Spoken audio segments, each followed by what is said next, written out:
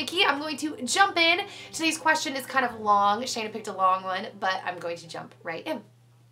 Hey Nikki, I have been working as an assistant for my boss for 1.5 years now, and I love my boss. The problem is, because of my position, I have to be the authority to a few other people, and most are older than me by a few years. I take my job very seriously, and they all complain about the job and say that they hate working there or expect to be paid more. Recently, I was left in charge and people were constantly talking during work, and I brought this up to my boss because it wasn't the first time of it happening. A person even gave me a sarcastic attitude when I asked them to get back to work. I brought it up to my boss because he will soon be out of work for a few days, soon leaving me in charge, and I wanted to get this situation under control since we are so busy. The next day, my boss told me that he fired the 4 people who were complaining about me being rude, and I was too strict when he knew I was only doing my job. I never meant to get them fired. That was not my intention. Later, I got a harassing text from someone that I don't know saying I cost people their jobs and I am a terrible person. I am scared that the new set of people hired will have the same opinion of me. I already don't have friends, and it makes it worse that I can't try to be friends with my coworkers. I just want to know if I did the right thing. Thank you so much. Okay, so there are 2 answers to this. The first one, the kind of like overlying general question you're asking about if you did the right thing, in my opinion, is like a big fat yes. Unless there's some like other details I'm missing, you did the right thing because you weren't trying to get them fired. Your intention was not like negative or bad. And honestly, it's not your fault if someone has a job and they're like not getting into it and they're not trying to bring their best to the table, because I'm the same as you. Like, I like to bring my best to what I'm doing, and it's not like, yeah, it's not your problem if other people aren't treating their job the same way. I mean, the economy sucks right now. There's a lot of people that would really like to have a job. So if they're not one of them, that's not your problem. You didn't go and like, you know, whine to the boss and be like, you need to get rid of them. You're just like, dude, hey, just so you know, because like you said, you were going to have to be put in charge of them. So you wanted to make sure it was okay. Now, that being said, I think that, you know, you said at the end that you don't have any friends. Now, that could be like a little bit of a dramatization. I know sometimes I get a little dramatic about things.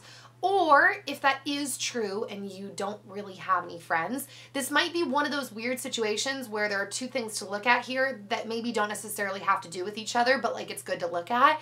Because if you don't have any friends, this could be like something to look at and go, well, why don't I have friends? Like, making friends with coworkers can be really awesome because you know, life is not about work, you know, but I think sometimes we try to put, I know I do sometimes, work into this like separate box, which can almost make life a little more miserable because you're like, oh, that's just my work. And all of a sudden, like during those hours, it's like misery time, as opposed to looking at it as like, dude, I'm making friends at work. We're all into the same projects. We can get excited about the same things.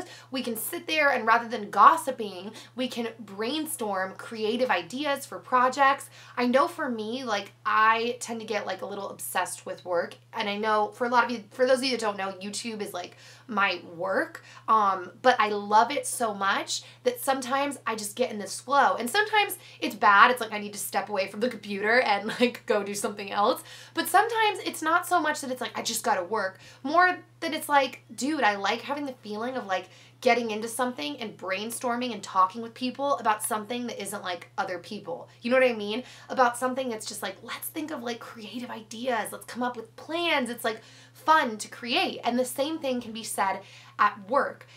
Making friends with your coworkers can be really fun. And I think the way that you make friends with them, you know, Dan always says it, sorry, pausing. Dan always says that like the people make or break a job, you know? So being friends with your coworkers can make that job like so much fun. So I think the way that you can make friends with them is by showing interest in the people that you work with and asking them questions and making the effort to like eat lunch with your coworkers, or on breaks, like take breaks at similar times as your coworkers and, you know, get to know them. And there is this fine line that I think, you know, if you just focus on it, I think it can be achieved, of showing them that like you're fun and you're interested in them and you know, are excited about life, but you're also focused on your work and there are projects you want to do and things you want to achieve, and it's a fine, hard line to walk, but I think you can do it. It just takes, you know, some specific effort. So yeah, but I think you did the right thing. And as far as the person texting you, dude, I don't know. You guys let me know your thoughts in the comments, because my initial gut is like, dude, don't even respond. You know, that's their problem. If they're like, you cost them their job. It's like, well, no, they cost their own job. I just told the truth. Like, they were the ones that were yapping and being rude. You know, that wasn't you. And you told, but you told for a reason. And the reason was not to get them fired. So, but you guys let me know if you think the better response is to respond, or I don't know, but my gut is to say not to respond, or to, if you do respond, to respond in like a very kind, like, you know, my intention was not to get anyone fired. It's really unfortunate that that was the outcome. You know, I wish them the best of luck. And something just like if you were to run into them on the street, it's like, hey, you could feel okay and be like, what's up? And not feel like, oh crap, I never responded. So I would say one of those two routes is my answer to that. So yeah, now let me open up to the next question. All right, so the Twitter question says, what do you do when you have really bad food cravings and you know you should stop eating? This is where we bring in the healthy junk food. You guys know, if you've been on my channels for a while, that I am obsessed with like healthy junk food, meaning like I love finding healthier versions of like junk, like pizza, ice cream, soda. I have replacements. Oops, oh, I just dropped my pencil. I have like replacement foods for all of them, like things that I just kind of put in their place. And honestly, I kind of look at eating healthy as like kind of a lifestyle. I don't put too much pressure on myself.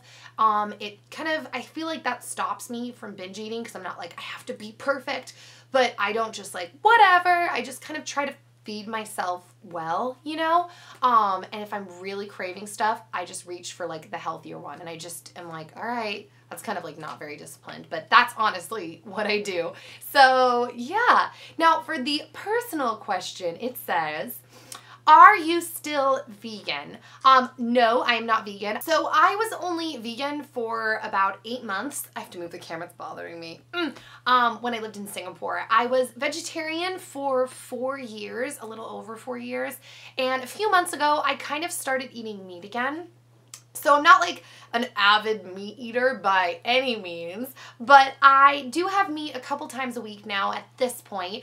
I don't really feel like any of my diets are ever going to be for life. The only thing that I ever feel is going to be for life is like the strive to take care of myself and kind of just like lead a healthy lifestyle.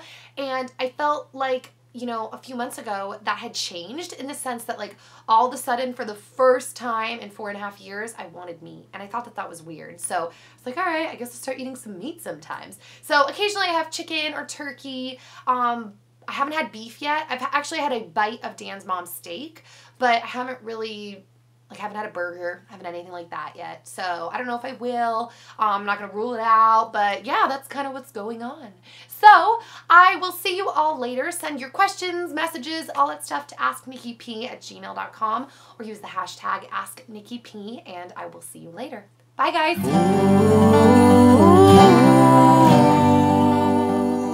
And in my opinion, this comes down to having a serious conversation and saying, look, I have decided that I want to get married. This is